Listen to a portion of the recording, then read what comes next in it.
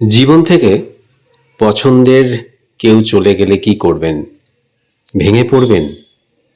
কান্নায় বুক ভাসাবেন? দরজা বন্ধ করে বন্দি জীবন বেছে নেবেন? এসব অনুভূতি কি খুব চেনা মনে হচ্ছে, তাই না? মানুষের মনের জগৎ এক অদ্ভুত জায়গা। কখনো তা প্রশান্ত সমুদ্রের মতো শান্ত, কখনো আবার উত্তাল ঝড়ের মতো অস্থির। তাই কেউ যখন চলে যায়, তার মানে সবসময় ঘৃণা নয়, বরং হয়তো প্রয়োজন, পরিস্থিতি বা নিজেকে খুঁজে পাওয়ার একান্ত চেষ্টা। যে চলে গেছে তাকে ভুলতে হলে কি করবেন? প্রথম কথা, মেনে নিন কেউ চিরদিন থাকে না। সবাইকে ধরে রাখা যায় না। ভালোবাসা, সম্পর্ক, প্রতিশ্রুতি সবই সময়ের সঙ্গে বদলায়। জীবনের নিয়মটা এইটাই, কিছু মানুষ আসে আপনাকে শক্তিশালী বানাতে, কেউ শেখায় কষ্ট কিভাবে সামলাতে হয়।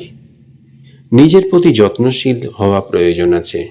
যদি আপনি এই রকম কোনো কারণে কষ্ট পেয়ে থাকেন, তাহলে নিজেকে একটু ভালোবাসুন, নিয়ম করে একটু বিশ্রাম নিন, সঠিক সময়ে খাওয়া দাওয়া করুন, আয়নার সামনে নিজেকে দেখুন, নিজেকে ভালো লাগার নোর চেষ্টা করুন। আর সবথেকে বড় কথা হলো, ব্যস্ত থাকুন। কাজ মানুষকে বাঁচিয়ে রাখে।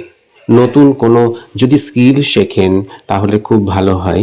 এই যেমন লেখালেখি, ছবি আঁকা, রান্না করা বা এরকম কিছু অন্যরকমও হতে পারে। ব্যস্ত থাকলে মন অন্যদিকে ছুটবে না। কষ্টের জায়গাটা অনেকখানি আস্তে আস্তে হালকা হয়ে যায়।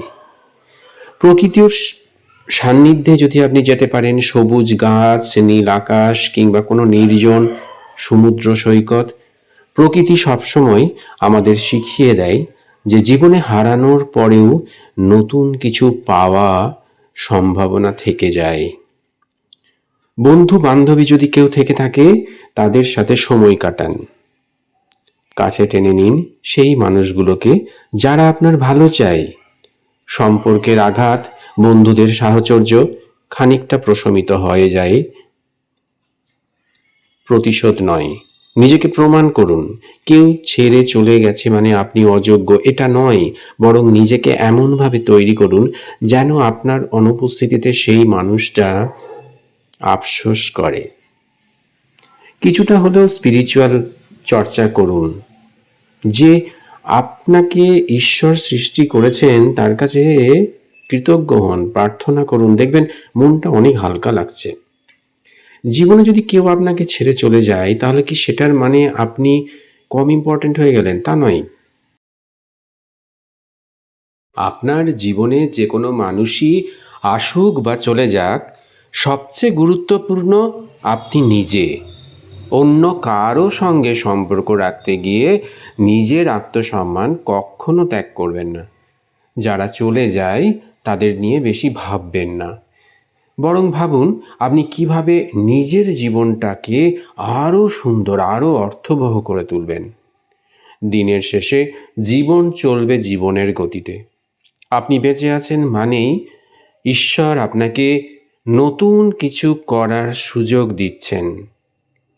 সেই স্রষ্টার ইচ্ছাকে সম্মান জানিয়ে, আশায় বুক বেঁধে নতুন কিছু করার জন্য উদ্যোগী হয়ে উঠুন। আশাই মানুষকে দীর্ঘজীবী করে।